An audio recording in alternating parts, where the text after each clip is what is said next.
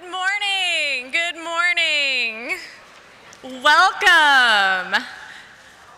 Welcome to the Wake Forest University School of Medicine White Coat Ceremony for the Department of PA Studies class of 2025.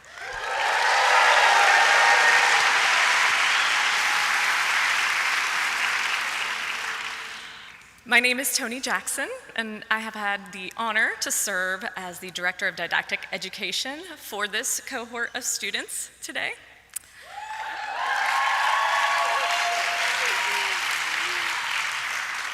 You all have endured multiple examinations, practicals, thousands of multiple choice questions. You've met and treated 41 patients in your IBL groups, and you've provided patient care to 5 standardized patients during SPA week for each of your units of study. Your knowledge base has grown exponentially since you first sat in that first FBS lecture just a little over a year ago. But this is just the beginning. You have just scratched the surface of all that you will need to know to practice medicine, and that's okay. You've come so far in just a year, and we, as the faculty and staff of the PA Studies Department, have been so proud to watch your development and your progress. And the next chapter starts today.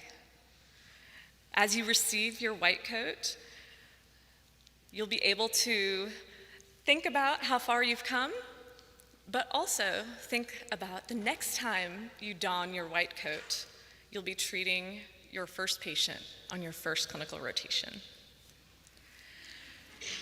There is no one better to explain the mystery, the symbolism, and the importance of the white coat than our very own Dr. Ober.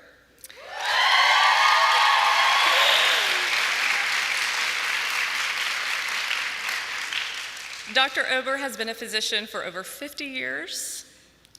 He's been a leader and instructor within the Department of PA Studies for over 20 years, and a Mark Twain expert for a lifetime.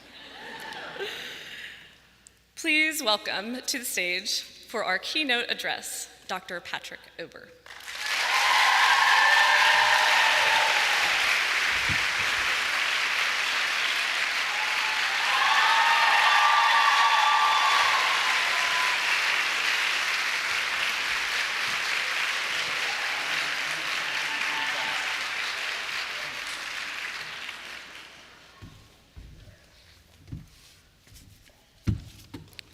Wow.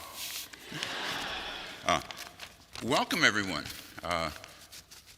Students, friends, family, random people who wandered in off the street because it's air conditioned. It's all good. It is all good. Now, you might wonder, perhaps, why are we having this big old ceremony to celebrate a garment? We all wear clothes, we all wear clothes, and we have jackets and coats and things. And yes, it has some practical utility. You can put a little notebook in one pocket, which I actually do, take notes on rounds. It's helpful, you can look stuff up. Stethoscope in the other pocket sometimes is useful. Pen in this pocket. As you get older, reading glasses in that pocket. Sometimes it protects you from spills, but there's more to it than that. There's way more than that, and we'll get to that momentarily. First of all, I want to have a few words with the folks in this room who are not students, but you know someone who's a student, and they've told you how hard PA school is. And it's pretty much correct. It is pretty much correct. It is not an easy thing at all. Now, in the back of your mind, you think, yeah, but this person I know who's a student does occasionally exaggerate, does magnify things a little bit. They did that ever since they were just a little kid. Yeah. So when you hear those stories, do deduct them just a little bit by, 20% or whatever magnification your student tends to do. But there's mainly a lot of meat and substance to what they have to say. There's a poem that I love because it helps me get into the head of what I remember from being a student, and I think it probably reflects kind of what's happening inside. It's called Knots, written by R.D. Lang back in 1970. There's something I don't know that I am supposed to know. I don't know what it is I don't know. And yet I'm supposed to know. And I feel stupid if I seem both not to know it and not to know what it is I don't know. Therefore, I pretend I know it. This is nerve-wracking, since I don't know what I must pretend to know. Therefore, I pretend to know everything. I feel you know what I'm supposed to know, but you can't tell me what it is, because you don't know that I don't know what it is. You may know what I don't know, but not that I don't know it. And I can't tell you, so you'll have to tell me everything. And that's sort of the mindset early on, I think, for all of us. They keep asking me these questions I don't know. Am I supposed to know that? Why don't you guys just tell me everything? And then you learn from the faculty, well, there's one big reason we can't do that. We don't know everything, and we're not going to be with you for the rest of your life, and medicine changes, and so you actually have to become your own self-directed learners. But that sense of I need to know more than I know right now will follow you for your whole career if you're going to be good at what you do. As indicated, I actually graduated from medical school 50 years ago, and I remember back then graduating thinking, oh my God, I've got a medical degree, and this is bad because I don't think I know everything I'm supposed to know. And all these many years later, I can make the same statement. So at first glance, you'd say, well, to be a good practitioner, to be a good clinician, it's all about knowledge and facts and information. And that's true to a point, but there's more to it than that. You can have a lot of information and still not do a very good job at what we do. Because at the core and kernel of it all is that thing about being a good person, a caring person, a compassionate person, and not losing track of that while we learn our medical facts. One of the best places I get some insight into all of this is when I read Winnie the Pooh, which I do. So Winnie's about as kind and kind-hearted and thoughtful as they come. His little buddy Piglet is made about the same way, a little naive perhaps. And then there's other characters out there, like Rabbit. Rabbit is really smart and very serious about stuff, and Rabbit knows lots and lots and lots of stuff. Probably a whole lot more stuff than Winnie the Pooh. Well, one day Winnie the Pooh and Piglet decided they're going to visit Rabbit, just to welcome him and tell him, have a nice day. And so I'll start the little segment of story here. We've come to wish you a very happy Thursday, V very capital, H happy capital. A very happy Thursday, said Pooh, when he'd gone in and out once or twice just to make sure he could get out again. Why? What's going to happen on Thursday? Asked Rabbit. And when Pooh had explained, and Rabbit, whose life was made up of important, capital I, things, capital T, said, oh, I thought you'd come about something. They sat down for a little, and by, Pooh and Piglet went out again. The wind was behind them now, and they didn't have to shout. Rabbit's clever, said Pooh thoughtfully. Yes, said Piglet, Rabbit's clever. And he has brain, capital B. Yes, said Piglet, Rabbit has brain, capital B. Then there was a long silence. I suppose, said Pooh, that that's why he never understands anything. And all of us know folks who know lots and lots of facts and information, but they don't get it, they can't put it together, they can't figure out where the patient's coming from, they don't understand the big. So facts are important and useful, but to practice medicine to the highest quality, we need a whole lot more than facts. We need something that Winnie the Pooh is pretty rich in. Rabbit, not so much. Compassion will take you a long way in this world. Empathy is critical. Humility is key. So we have to carry those factors with us as well and keep them in the front of our brain. This is a human being. I've had a busy clinic today, a lot of stuff going on, a lot of responsibilities, but this person who's in front of me right now should be my entire universe. I should find out what I can find out about them. I have a wonderful opportunity to help them and apply some of my facts, but I have to also be the kind of person who can make that happen. So there's more to practicing medicine, obviously, than just the facts. And now I'm going to start to wrap this together a little bit, and we're going to pull in the white coat.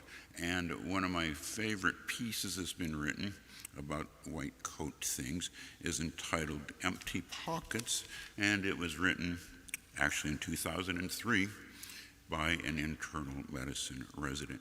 And as I go through this, sort of keep track of how many times you hear some sort of reference to a white coat and try to think a little bit about the implication of that. So it starts off by telling us many of the experiences in our work we smooth and shape in the retelling, so the pebbles being polished, like the pebbles being polished by the tides. Some or more value for their sharp edges and the pain and lessons they bring when we hold them tight. I spent part of my residency training in a city VA hospital. Overnight call meant perpetual motion, punctuated by frantic episodes of critical care. On this night, we had done very well, and we'd all managed to keep our heads above the tide. We arrived in the medical ICU wearing the authority our white coats gave us, if you count them out, in a bedside now ringed by staff. A trach collar had come loose, and the trach itself unseated. But all of that had been corrected. Sorry about the run. A curtain separated beds in this area of the ICU, and each curtain had been pulled when the code was called. I lingered to one side, planning to stay just long enough to see the collar retied. I was jostled by some movement at the adjacent bedside. The next time, it was followed by an arm. My name was called, and then I was pulled by my coat sleeve through the curtain to the next bed. The patient, a young woman of 36, had been admitted by one of the teams earlier in the day. Chest pain, they said. The bedside monitor was falling with each bleat and flash. Her blood pressure was falling with each systole, and her cardiac tracing was taking on the jagged, wide, rugged contour that meant it would be a difficult trip. Her husband and two daughters, 8 and 3, were led away from the bedside as the intubation tray was being opened. Quickly intubated, compression made obtaining central access more difficult. But I placed an internal jugular line, hoping things would go well enough we might use it for Swan-Ganz catheter.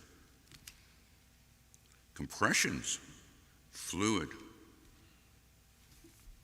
advanced cardiac life support protocols. All the while, the cardiac tracing into dysrhythmia. Occasionally, the monitor would only stare blankly asystole across the screen. And the blood pressure, boluses and drips and fluid. Nothing would move the blood pressure. She was only 36. I reached deeper into algorithms, knowing the next vial off the code cart would run the answer into her collapsing circulation. The answer that would also push away the pain growing in my own stomach. I believe I tried everything and trusted each new intervention, that it would be the one. None of it ever changed the course. Boluses, drips, compressions, bag breaths, time, and her heart finally stopped.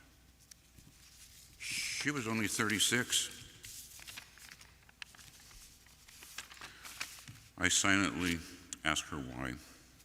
A nurse touched my arm and said the two words whose weight made my next breath difficult and whose grip was tight around the pain in my stomach. The family. They had been taken to the waiting room. It was pale blue, and the row of lights indicated the soda machine was still empty. My throat was dry. The youngest daughter sat on Dad's lap, looking at pictures in an outdoors magazine. The older one sat watching her hands rest on her lap. I didn't say a word. I took in the breath to begin, and he knew. They seemed so small, they never seemed enough.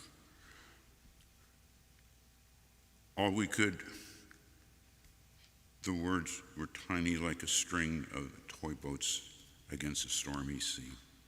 Her heart, I only had to say them. They would have to live them. So sorry.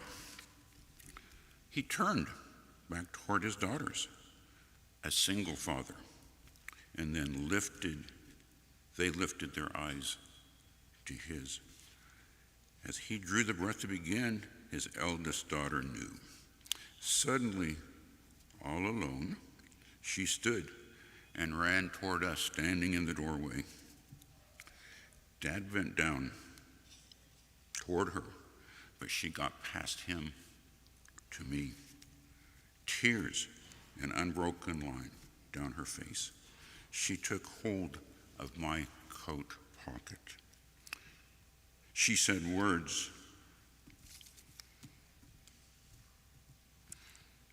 that made 6 years of medical school, residency, and late nights too many to number reside away and wither. Give Mommy more medicine. She'll get better, but you have to give her more medicine. Please. I couldn't breathe. I had no words, no gestures. Her dad bent to her, but she wouldn't let go of my pocket. He nodded to me, indicating I should go. And as I did, the pocket she held tore.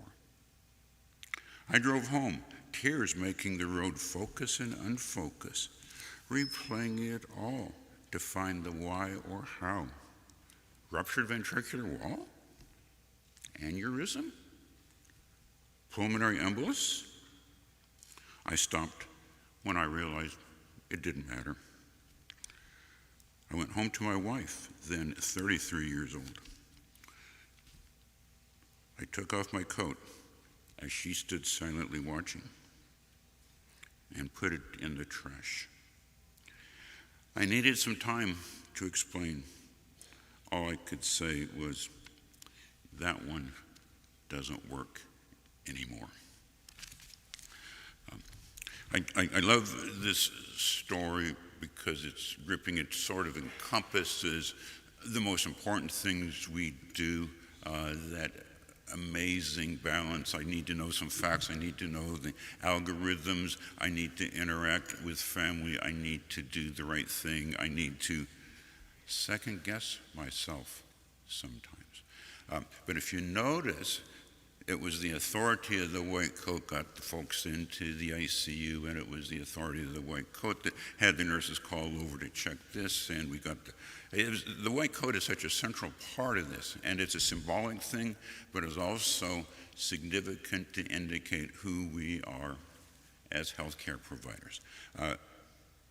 It means so much when you walk into a room with your white coat.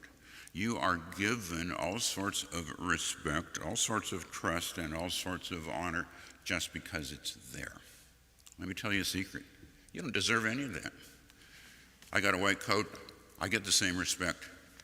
I don't deserve any of that. Who deserves it are the generations of practitioners who preceded us, who did the right thing when they could do the right thing. They cared about their patient. They actually made that white coat vibrate with meaning and substance, and so we actually get the aura of that when we put it on. Hey, now I am part of this wonderful healing profession, and amazingly people are going to give me credit for stuff that I don't deserve, and that puts me in an interesting spot. So then I realize this white coat is actually not an accomplishment of mine. It's actually a standard for me to live up to. It's a goal for me to seek. I'm in a pretty important profession. I want it to be better. I am part of it. I symbolize it. We all symbolize healthcare. And so it means a lot. It's just not a place for me to hold a pen. It means so much more to your patients. It should mean so much more to you. So as you wear it, remember all those things that are so important. Thanks.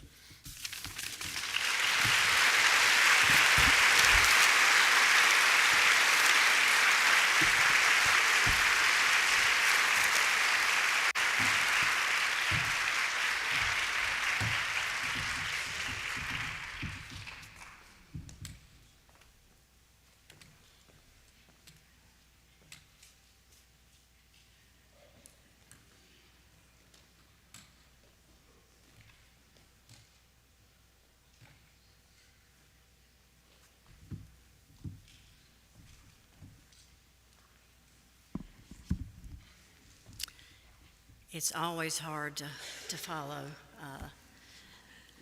Dr. Ober. He is such a wise mentor to all of us, and I need for him to give me lessons about how to read Winnie the Pooh to my grandson. Okay, I need lessons. But good morning and welcome on this special occasion. I'm Kathy Shaw. I am a member of the PA program faculty and chairman of the Student Professionalism and Honor Council. Next week, guys, drum roll. Yeah. Right. Rotation start Monday. White coat. How exciting is that? You know, and you are so very ready. So very ready. And I want you to all message me about all the wonderful patients that you will be seeing and all the great things that you do, okay? All right, good.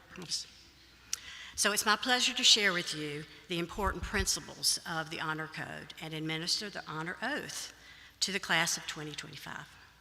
The primary purpose of the Honor Code is to engender and nurture an environment of mutual respect and trust, to assure the freedom for students to best develop and mature their intellectual, personal, and professional potential here at Wake Forest School of Medicine.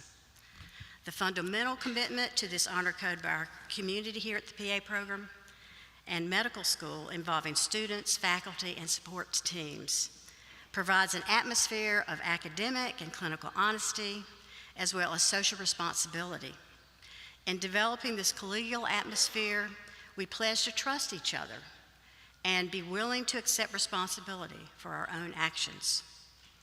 As you heard from Dr. Ober, The white coat is a symbol of tradition in medicine, representing integrity, honesty, and trustworthiness.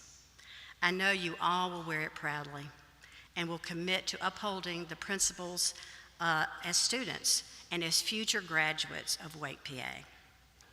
Participating in the Honor Code assures the Wake Forest, PA community of the integrity of its members. Other academic, clinical, and research communities expect these essential professional standards to be followed always. The spirit of this responsibility is to respect and protect the integrity of Wake Forest School of Medicine.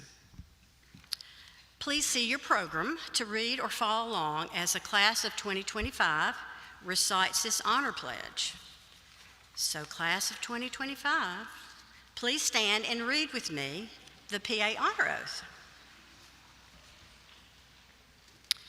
As a PA student, I pledge to act with the utmost integrity as I represent the Wake Forest School of Medicine.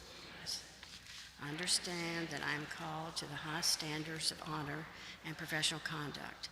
I recognize that this responsibility begins not upon graduation, but rather at the inception of my medical education. I comprehend and will uphold the honor code in letter and spirit to help our school advance authentic learning. I therefore pledge to be honest, trustworthy, display a professional demeanor, respect the rights of others, be personally accountable, and protect the welfare of patients. I will encourage classmates to do the same. I make this pledge freely with my whole mind and heart, and these standards will serve as embodiment of my conduct and integrity. You may be seated. So we welcome you into this important community of honor and trust by investing you with the well-recognized symbol of the white coat and in your new profession. I know you'll wear it well.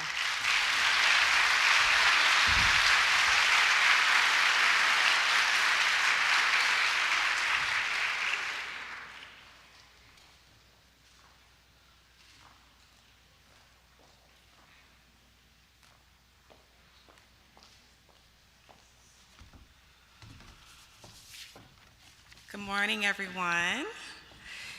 My name is Andrea McKinnon, and I have the privilege of serving as the Director of Clinical Education in the PA program. It's a pleasure to see all of you, family and friends, here to celebrate our rising second years. As the Director of Clinical Education, I get the privilege of watching them. I have a front row seat of watching them grow.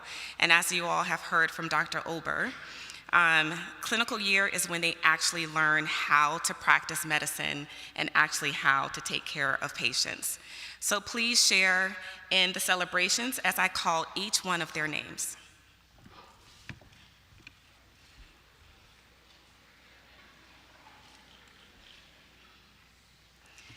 Elizabeth Ashley.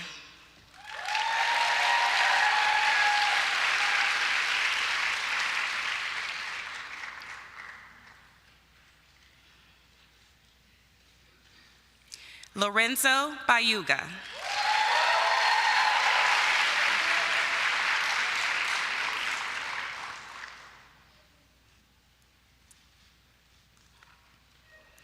Daryl Beecham.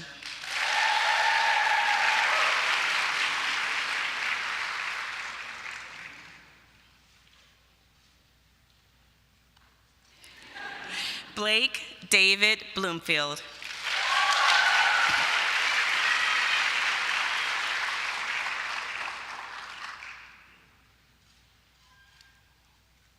Brandon Ellis Bolton.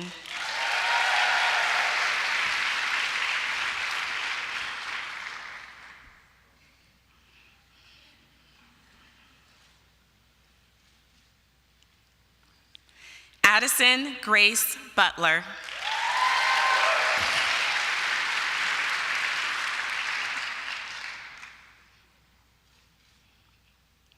Ilea Jade Cartagena.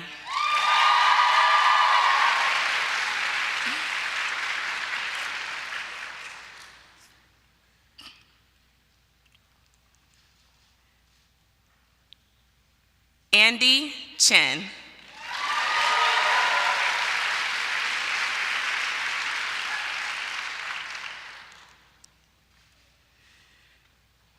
Diana Chinney.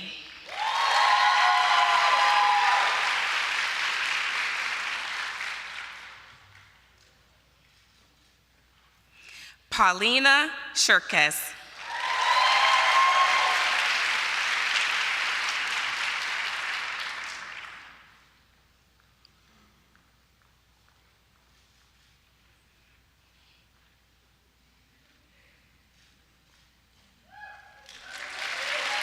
Cole Cebu.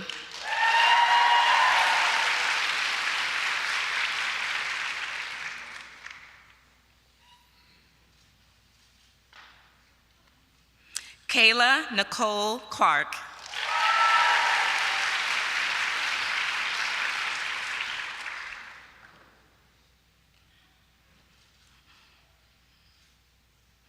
Connor Curtin.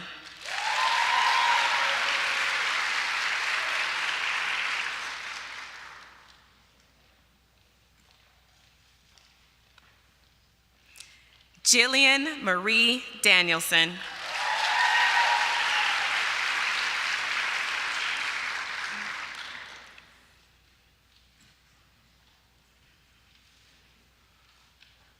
Abigail Dunnelan.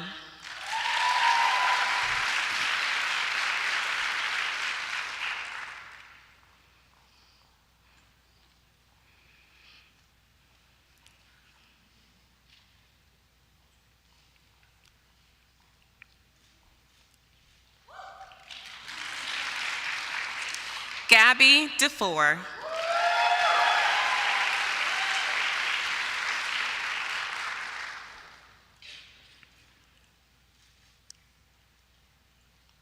Kendra K. Dumsky.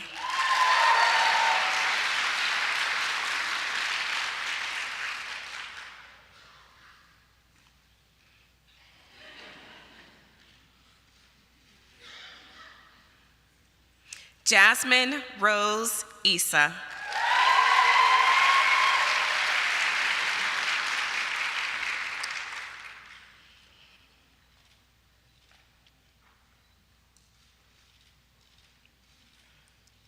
Alexandria Ficaro.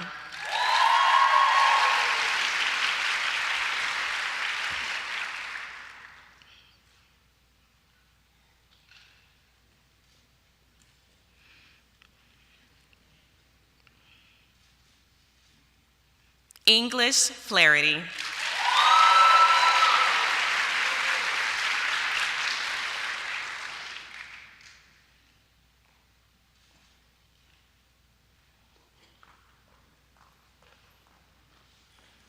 Liam Carlos Forstein.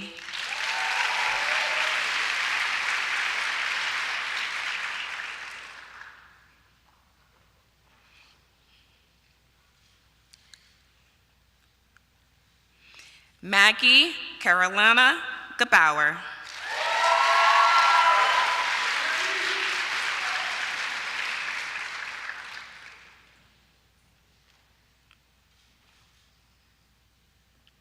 Kelsey Grazios.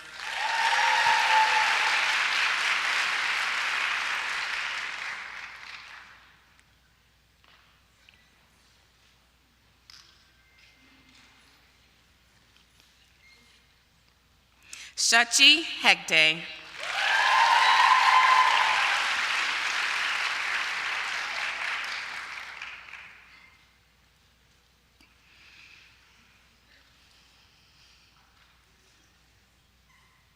Jessica Hopper.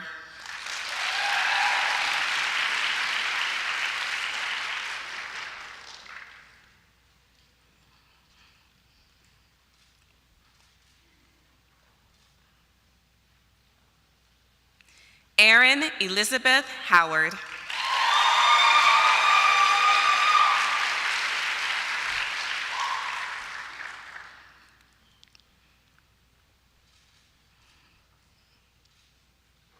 Michaela Grace Jackson Christian.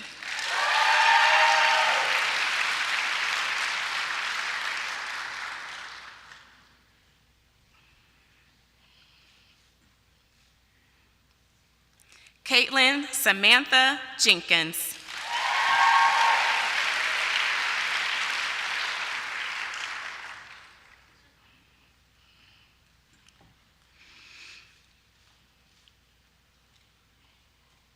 Kyle Jonas.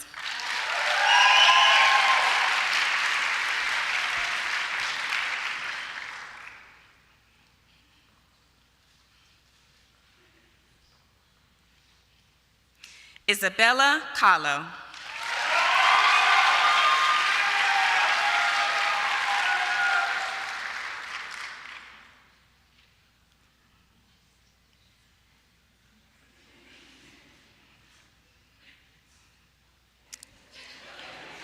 Juliet Kelly.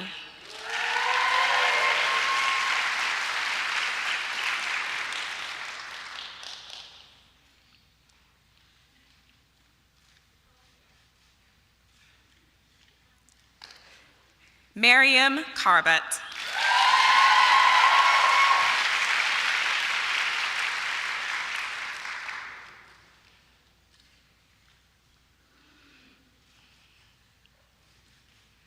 Jenny Kim.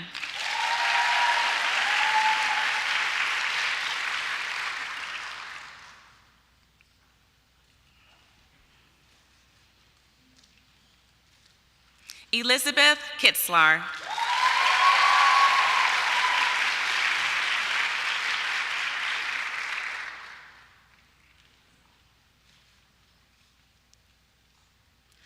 Amelie Katari.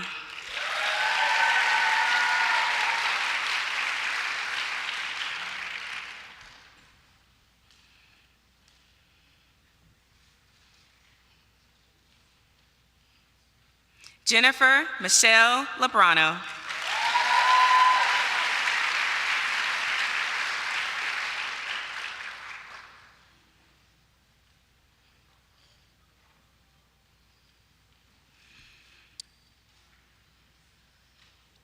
Josephine Menino.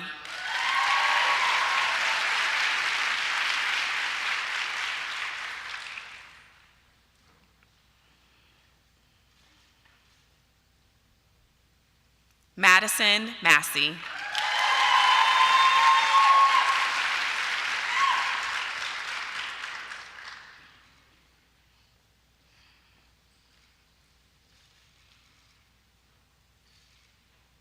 Danielle McManus.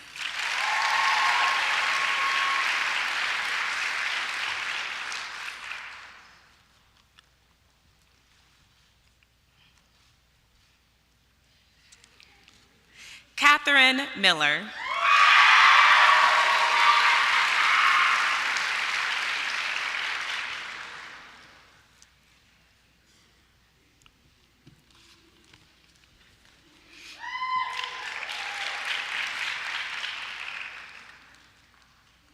Gannon Neil Millsaps.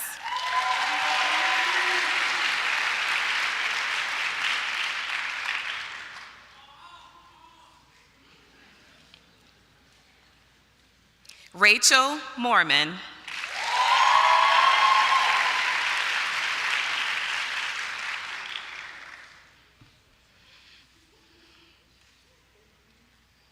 Molly Moran.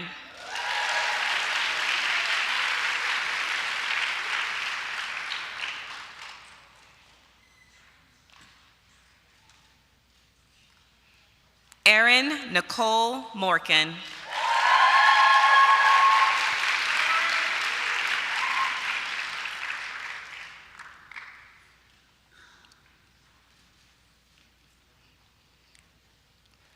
Janeris Munoz Feliciano.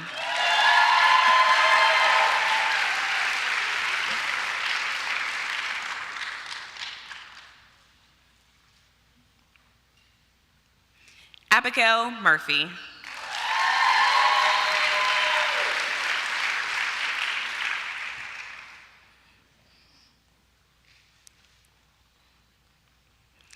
Michelina Edith Nardone.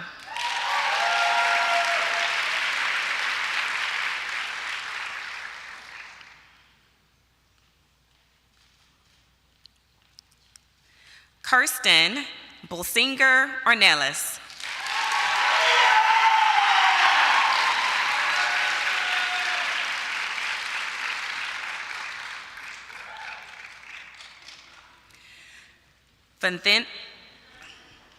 Vathina Puthmajaro.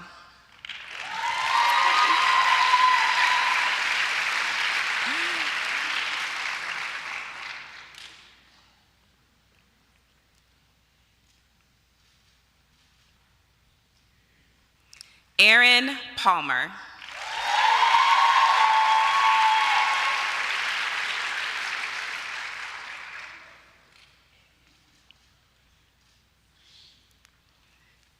Eugene Park.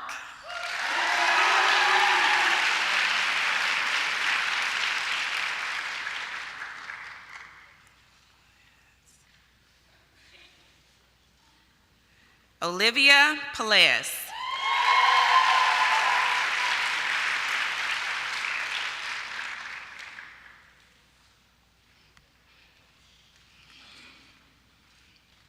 Marissa Simone Petrie.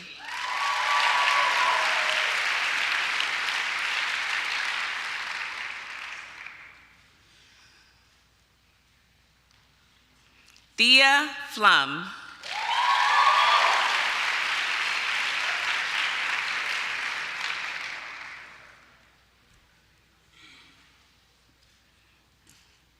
Madison Geneva Phillips.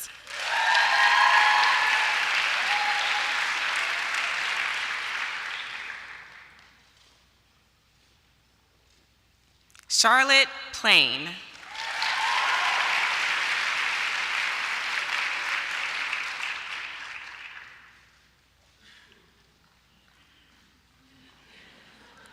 Rebecca Kate Prettyman.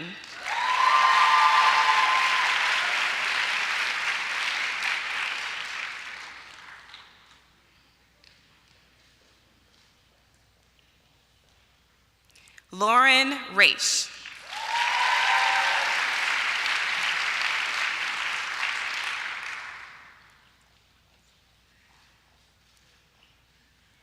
Samantha Roberts Yantz.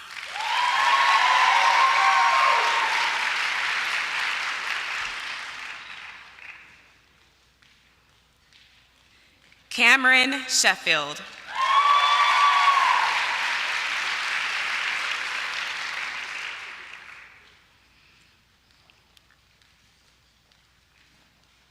Grace Ann Simmons.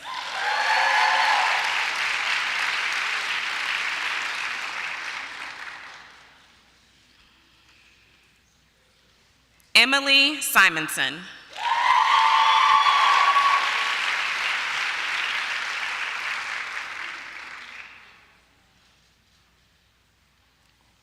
Amari Shahid Smith.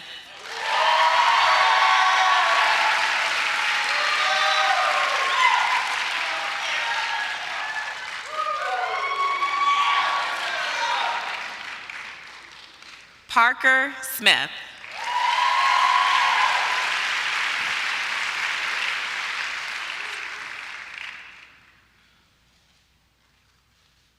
June Song.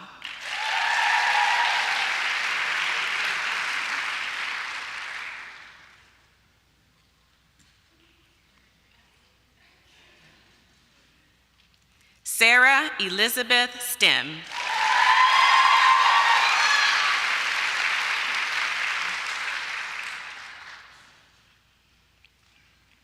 Liza Strom.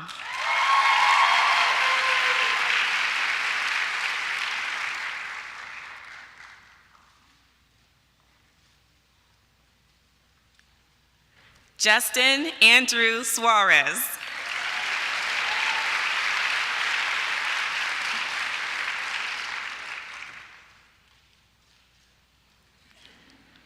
Megan Swintowski.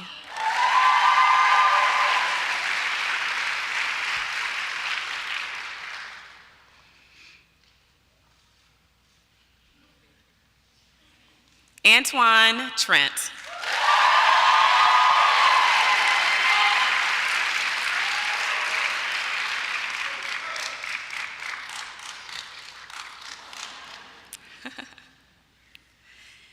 Catherine Travato.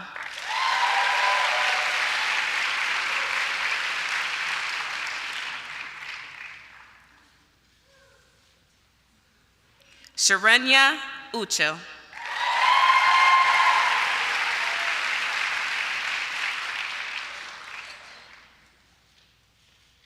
Ashley Dawn Vines Ivy.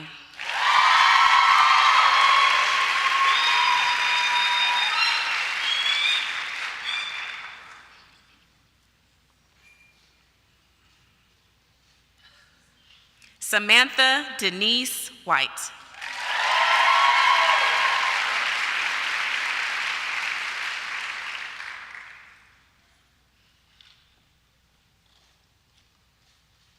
Taylor Wilson.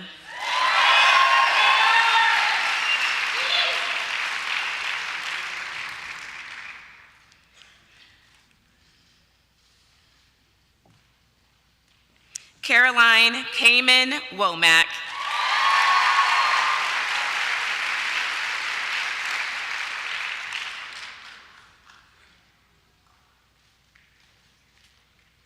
Deja Divinity Wright.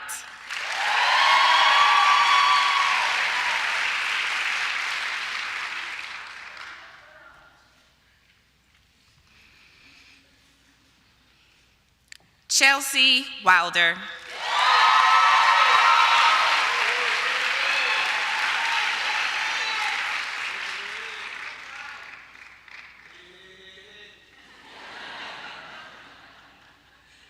And Hannah Victoria Zimmer.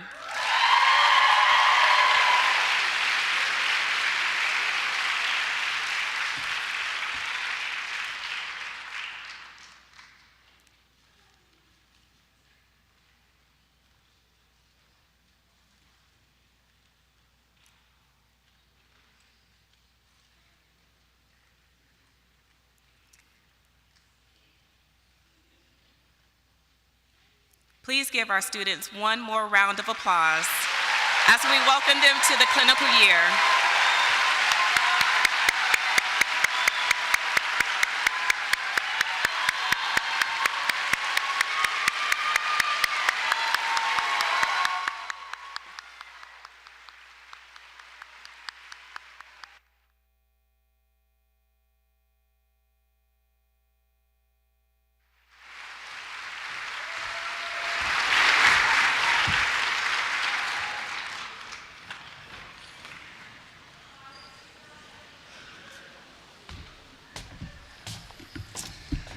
Hi, I'm Brian Peacock. I have the privilege of being the program director for the Wake Forest PA program.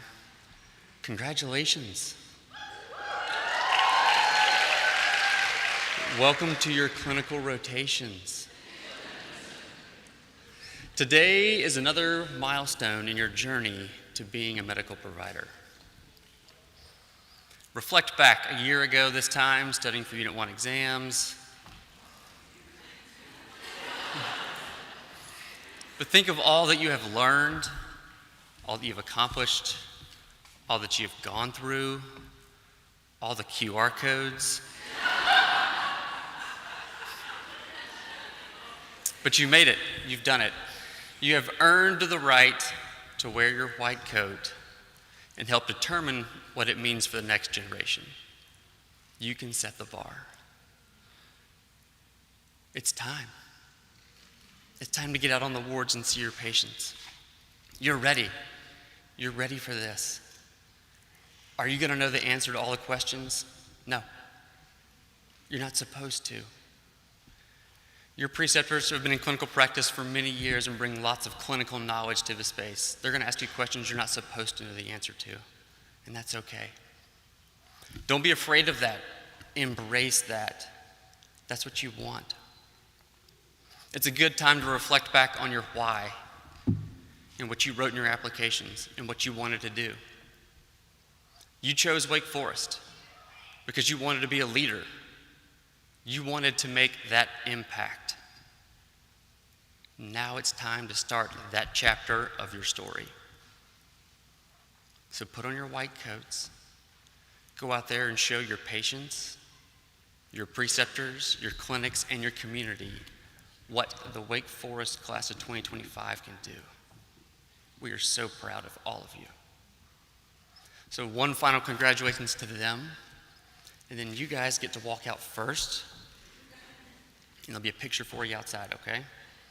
After they're out through the doors, everybody else may leave, and then join them outside for photos and fellowship and anything else you want to do. Thank you so much for being here. This is a monumental moment, and we are so excited for all of you.